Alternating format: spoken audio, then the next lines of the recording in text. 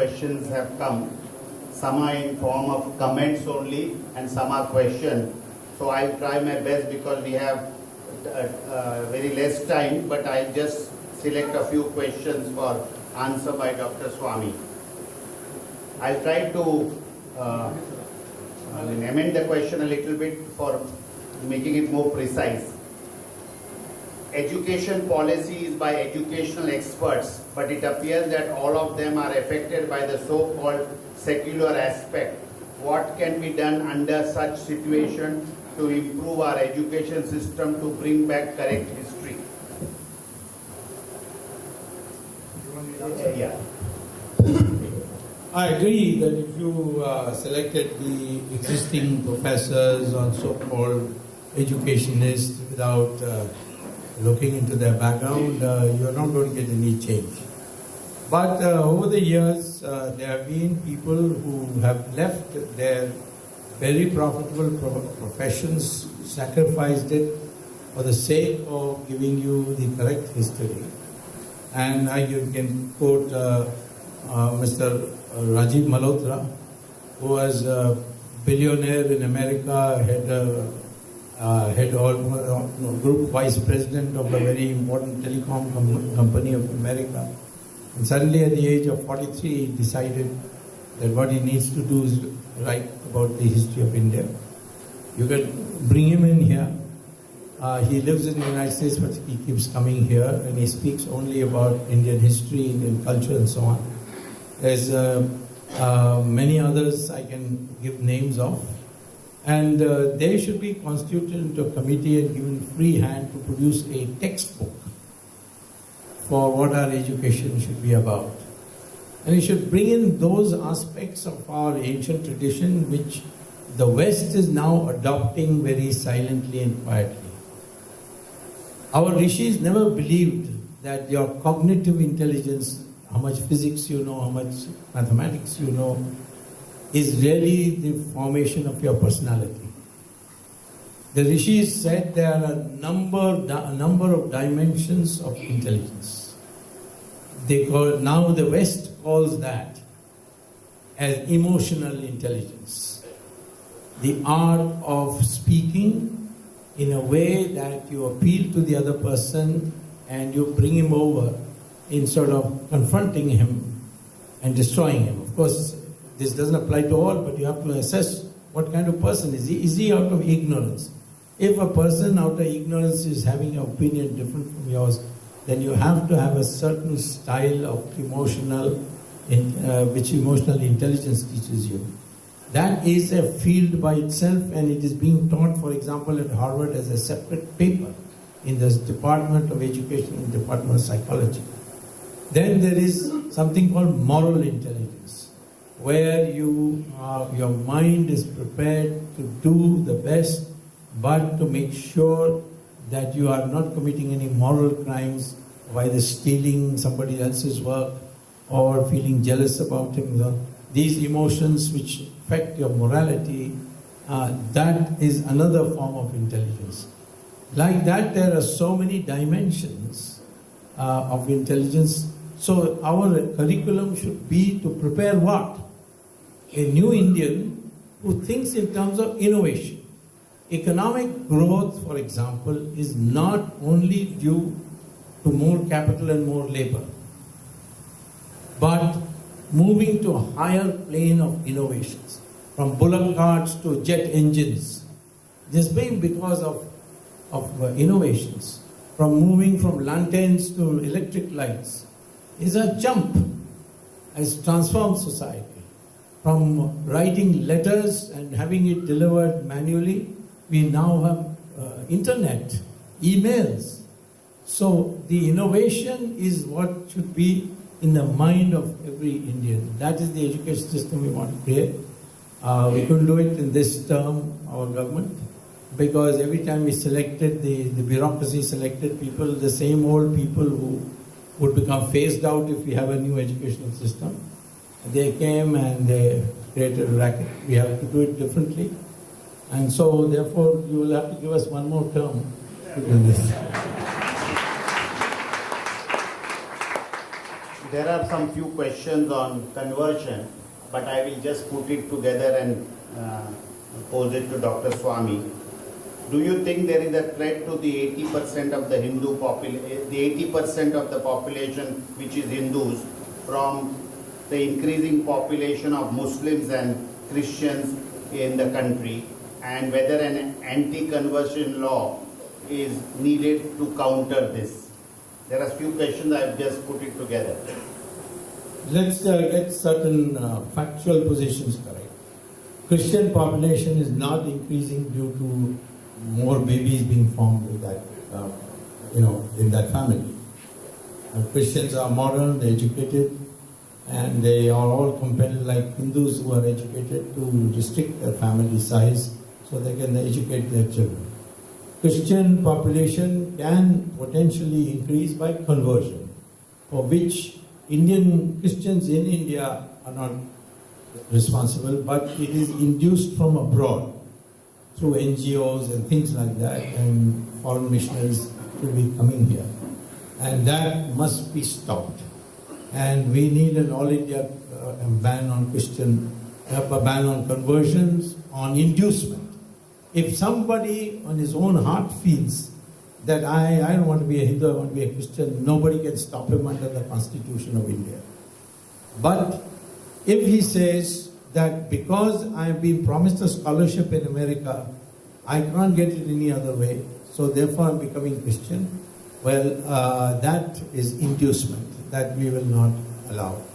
And as far as the Islamic community is concerned, it is both infiltration, which we don't have for the Christian community, infiltration and a higher rate of growth of population, largely because they are much poorer than the Hindus. If you take the family size of a Kerala Muslim and compare it with the average family size of a Hindu in UP, it is the Muslim family has a smaller average family than the Hindu of UP, because the Hindu in UP is also much poorer than the Kerala Muslim. So that family size, in my opinion, has got to do with the level of economic growth. But when the Muslims start demanding reservations, I say no. And your poverty cannot be a reason for reservations, because Brahmins are also poor, but they never ask for reservations. And you ruled this country for 700 years and you're still asking for reservations. There's something wrong with you. Therefore, no reservations for ex-ruling classes, whoever they are. But the infiltration part is serious. And there you can see all international agencies, they will not accept Rohingyas, for example, but they want us to accept. Rohingyas are the people who in 1944 declared, their leaders declared, we are with Muhammad Ali Jinnah. When Burma set up its constituent assembly to prepare a constitution for Burma, that time the Rohingya leaders nominated to that commission said, our heart is with Pakistan. That time it was not called Bangladesh, but it was, our heart is with Pakistan, please enable us to go to Pakistan. So those very groups today coming to India, our country is not a dharamshala, that anybody can come with this bedroll and put it out and go to sleep here. This is not possible. And so we have to have a very selective policy. If you are an individual who wants to convert, no problem. But if you are being induced to convert, then of course we will put a stop to it. Another question on the economy. Most of the countries in the world hold US dollars as their reserve, and so US dollars has become strong. But flip side is US has high current account deficit and US dollar is not backed by assets like gold. So are we heading for a world monetary collapse? His further question continues. US has monopoly over world currencies, which gives USA immense power. Then currency crisis in the world is affected by this monopoly. Are you still advocating for globalization and backdrop of current tariff wars? I am advocating for globalization of Indian agriculture, which is the one thing that is not being permitted by the United States and Europe to globalize. Why? Because our wheat, our rice, our vegetables, our flowers are much, much cheaper than theirs. And so if it is globalized, all their farmers will become unemployed and people will buy our rice and our wheat also. There's a ban which they have put. Even mangoes, we are still fighting. Europe prefers to import some third standard, third level mango from Africa, but won't import from India. So globalization, where it should have benefited us, we did not pursue, and that is in agriculture. And we have allowed the American capital to play havoc here. They have an advantage because anybody in America can take a loan from a bank for 2% interest. Whereas in India, if you want to take a loan, you will not get it less than 12%, unless Goa, you have a low rate, I don't know. But 12% is the normal, and for people who want on-spot loans like retail shopkeepers, they have to pay as much as 18%. So this inequality between the rate of interest charged in America and India, that is what is giving them the strength. Dollar is not connected with gold, it's correct, but the rupee also is not connected. It is the problem of our rupee following is not got to do with American perfidy. It's got to do with the fact that a large number of rupees in this country, in black money, are now fleeing the country. And when there's an oversupply of rupees for dollars, the value is bound to go down. These can be fixed by other means. Dollar will be a dollar as long as the Americans are the most developed country in the world. And the day they cease to be, some other currency will come. At the moment, there's no challenge to the dollar. There's another question. How did you come to have right-wing views despite attending Harvard and Delhi University, which was quite liberal? I think my mother's influence. My mother was a hardcore Hindu, as all mothers are. We are surviving today only because of our women who brought up the children. But I'm not a hardcore Hindu. I am an intelligent Hindu. That's the difference. There's a different type of question. One of our audience members want to know about the incident mentioned by T.N. Seshan in his book about Rajiv Gandhi wanting to make you the Prime Minister instead of Chandrasekhar in 1990 November. So he wants you to comment on know the inside story. In 1989 or 88, VP Singh was kicked out of Congress party, and he founded a separate group called some Jan Morcha or something like that. And then he proposed to the Janata Party that why not we both merge and accept VP Singh as the leader. I was opposed to it. As a consequent, 99% of Janata Party merged with VP Singh's party, and I was left with 1%. And I, of course, became president of the Janata Party there. Everybody wrote us off. Media was making fun of us all that time. At that time, I was still a member of parliament. The Bofors thing had broken out. So in parliament, everybody was targeting Rajiv Gandhi. So I got up and said, targeting Rajiv Gandhi is fine, but Arun Nehru is the senior most minister of Mr. VP Singh, and he's the crook who got all the money. There was an uproar in parliament, but the consequence was that Rajiv Gandhi became very friendly to me despite his mother's antipathy to me. Of course, she was not alive then, but I was very much against her. I'm against most of the Nehru ladies, but I've not had problems with Nehru ladies. So, he came to see me and said, I propose to you that whatever formula you decide, I will help in toppling this government. I don't know why people have the impression that I can topple governments, but he asked me, can you topple this government? It's an anti-national government, etc. I have never liked BBC anyway, but I know some things about it which I can't say now. He's dead and gone. But I was immediately agreed. I said, you'll have to agree to whoever I say should be the Prime Minister. So, Rajiv Gandhi had 220 MPs at that time. Majority was 272. So I needed 52 plus MPs. And Chandrasekhar was unhappy with VP Singh but was in his party. And he could bring 52. So Chandrasekhar and I were very good friends. So I asked Chandrasekhar whether he would like to be Prime Minister. He said, yes, what do I have to do? I said, bring me 52 MPs and I'll make you Prime Minister. So he said, let's work together. So both of us worked together and we created that 54 or 55 MPs. And then they came out. And now we had majority.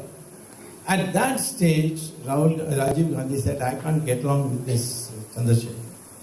So my mother was also against him, and he also, I'm not able to speak to him. Chandrasekhar is the old style, He would take, if you go to a conference with him or a meeting with him, for the first 2/3 of the meeting, he will talk about anecdotes about past and, about which food is good and how much masala you should put in aloo and he will talk about everything. And then finally, the last 2/3 he would speak. So Rajiv Gandhi said, I can't. I said, listen, if you know Indian music, you will not object. He said, how? I said, there is alap in Hindi, in Indian music. It was final music. Then he laughed, he said, okay. But at the last minute, 4 days before the oath-taking ceremony, he said, you go and take the oath. I can't have this land. So I told him, I will have the stamp of betrayer. You can't rule this country unless you have moral authority. I brought him out. And I betray him. The world will think I betray him. And what is the use of being Prime Minister? I don't want to be Prime Minister under these circumstances. And that's how I persuaded him to support Chandrasekhar and didn't agree. But unfortunately, some books, T.N. Session and others, were witnesses to this. They thought I was crazy. But I think that this craze for post is the worst thing that has happened to Indian politicians when they get to the... Because if you see all the great men of our society, none of them had a post. JP did not have a post. He had never been even an MLA. What about Mahatma Gandhi? So all through, there is this system which is unfortunately called the Brahmanical system, where the Tyagi and the Jnani is placed at the top. When I went to Harvard, the first question my classmate asked me when I got to class, and before the professor came, is, how did you people accept Mahatma Gandhi as your leader? So I said, why not? He said, he's not properly dressed. Just a little piece of cloth. And you have accepted leader. I said, in your country, leader must be well dressed. He said, of course, you must have the best suit and best tie, shining shoes. Not like this. He said, what happens if Gandhi comes and starts wanting to lead you people? He said, we'll put him in jail for indecent exposure.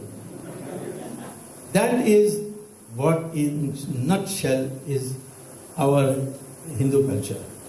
We venerate the men who sacrifice. That I think our politicians should learn, that you can be in any position. So I have no regrets that the Prime Ministership was within my hands. If I just said yes, Venkatraman was the president, he was a congressman, and I would have been, but it would have been a terrible blot in my conscience. A quick comment on ban on cow slaughter. Yes. We are running out of time, but a quick... Quick answer is, it is part of the Constitution, Article 48, Directive Principles, which although an individual cannot agitate in a court for it, but the government is directed under Article 37 to implement every section, every article of the Directive Principles. How is now being slowly recognized in the West, and that's why I'm sure that cow will soon be sacred in India too. A2 milk is now being held to be special. In American supermarkets, you get separate cartons with A2 milk written on it, 4 times the price of the American milk, American cow milk. And soon, cow for the small farmer, as a essential item will come to thing. It's something we have to bring it about. There's nothing wrong. We have made peacock also sacred. Nobody can kill a peacock in India. And a cow there should be a comprehensive national law to ban cow slaughter. A quick comment on the temple takeover by government, which is going on for so many... Yes, there are almost a century. 4.5 lakh temples in government hands, and for years and years. I have got already one order for a Tamil Nadu temple called Savanayaka Nataraj temple in this town of Chidambaram. There the Supreme Court has said temple takeover by government can only be for a temporary period. And therefore now I have a case coming in the Andhra High Court that Tirupati has been taken over for 85 years by the government. And so it should now be freed. I'm very confident we'll get success. And that will be a revolution, and that will lead to the next step. Order. How much growth rate India would have achieved if Dr. Subramanian Swamy was the finance minister, and how? Not less than 10%.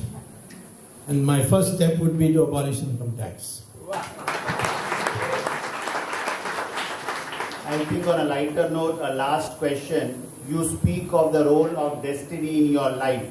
I know you have Neecha Bhanga in your Kundali, which influences outcomes. Where does it place karma? As an economist, what would be the percentage of destiny and free will? That's there in the Shastras already. That future is decided by way of Purva Janma Karma, which is your Jadagam, to your karma of today. And 3, the will of God. I mean, God can change these things. So there's no such thing as determinism in your birth. Destiny is the combination of these 3. And it's got nothing to do with God's favoring you or that your life is decided the day you were born. Your life still can be molded by your determination and your action. And the only thing is that you run against a handicap if you have bad karmas of the past. So please do good karmas in this life so that the next birth you don't suffer. Thank you everybody. I'm sorry we are not able to accommodate all your questions.